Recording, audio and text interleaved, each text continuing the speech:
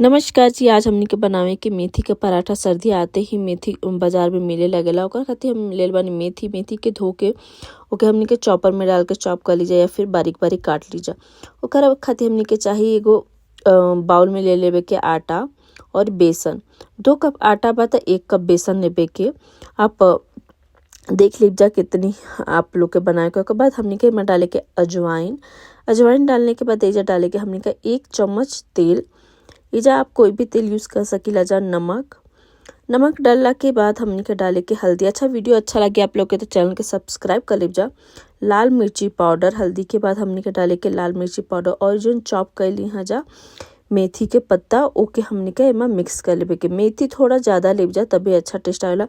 एक अच्छा से सब चीज़ के अच्छा से मिला के हमनी के थोड़ा थोड़ा पानी डाल के एक गूँथ लेवे के। हम चॉपर में थोड़ा सा पानी डाल देंगे ताकि उमा जो जितना भी हरी पत्ती बा वो सब हमनी का यूज़ कर लेवे के। आटा लगा के थोड़ा 10 मिनट के लिए के सेट होके रख देवे के। ओकर बाद हमनी का छोटा छोटा लोइया लेके एक हमनी का बेल लेवे के सूखा आटा लगा के।